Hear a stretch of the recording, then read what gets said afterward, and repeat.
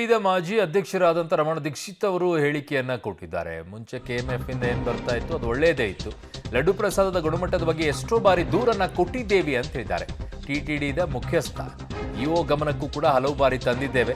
TTD ಮಾಜಿ ಪ್ರಧಾನ ಅರ್ಚಕ ರಮಣ ದೀಕ್ಷಿತ್ ಹೇಳಿಕೆಯನ್ನ ಕೊಟ್ಟಿದ್ದಾರೆ. ಶುದ್ಧ ಹಸುವಿನ ಹಾಲಿನಿಂದ ಮಾಡಿದ ತುಪ್ಪದಲ್ಲಿ ಕೊಬ್ಬಿನ ಅಂಶ ಇರುವುದಿಲ್ಲ.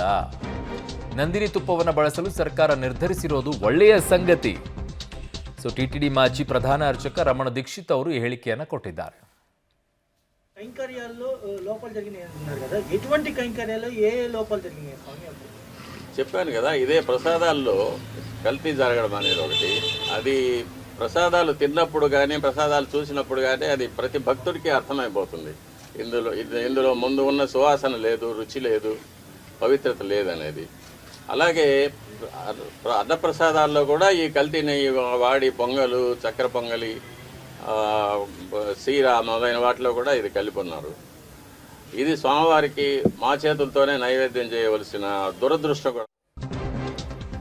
ಸೊ ಆಂಧ್ರಪ್ರದೇಶ ಡಿಸಿಎಂ ಪವನ್ ಕಲ್ಯಾಣ್ ಆಕ್ರೋಶವನ್ನು ವ್ಯಕ್ತಪಡಿಸಿದ್ದಾರೆ.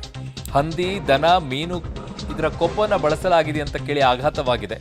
ಜಗನ್ ಸರ್ಕಾರ ರಚಿಸಿದ್ದ ಟಿಟಿಡಿ ಕಮಿಟಿ ಇದಕ್ಕೆ ಉತ್ತರ ಕೊಡಲೇಬೇಕು. ನಮ್ಮ ಸರ್ಕಾರ ಸಾಧ್ಯ ಇರುವ ಎಲ್ಲ ಕಠಿಣ ಕ್ರಮ ತೆಗೆದುಕೊಳ್ಳುತ್ತೆ. ರಾಷ್ಟ್ರ ಮಟ್ಟದಲ್ಲಿ ಸನಾತನ ಧರ್ಮ ರಕ್ಷಣಾ ಮಂಡಳಿ ಸ್ಥಾಪನೆಗೆ ಸೂಕ್ತ ಸಮಯ ಇದು ಅಂತ ಹೇಳಿದ್ದಾರೆ. ದೇಶದಲ್ಲೇ ದೇಗುಲಗಳ ನಿರ್ವಹಣೆಗೆ ಮಂಡಳಿ ಬರಲಿ ಅಂತ ಪವನ್ ಕಲ್ಯಾಣ್ ಟ್ವೀಟ್ ಮೂಲಕವಾಗಿ ಹೇಳಿದ್ದಾರೆ.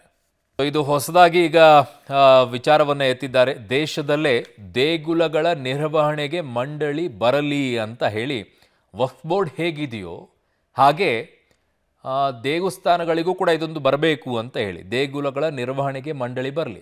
ವಕ್ಫ್ ಬೋರ್ಡಿಗೆ ಇದೆ ಅನ್ನೋದಾದರೆ ಇಲ್ಲೂ ಬರಲಿ ಬಿಡಿ. ಅಲ್ಲಿ ಮಸೀದಿಗಳನ್ನು ಇವ್ರುಗಳನ್ನೆಲ್ಲ ನೋಡ್ತಾರೆ ಅನ್ನೋದಾದರೆ ಇಲ್ಲಿ ದೇಗುಲಗಳನ್ನು ನಿರ್ವಹಣೆ ಮಾಡೋಕ್ಕೂ ಒಂದಿರಲಿ.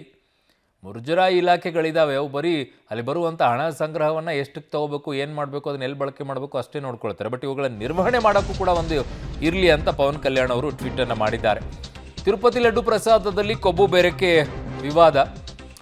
ಟಿಡಿಪಿಯ ಎಂಎಲ್ಸಿ ಜಿ ದೀಪಕ್ ರೆಡ್ಡಿ ಪ್ರತಿಕ್ರಿಯೆಯನ್ನು ಕೊಟ್ಟಿದ್ದಾರೆ. ಜಗನ್ ಸರ್ಕಾರ ಮಧ್ಯವರ್ತಿಗಳಿಂದ ದಿನಕ್ಕೆ 15,000 ಕೆಜಿ ತುಪ್ಪ ಖರೀದಿಸಿದೆ.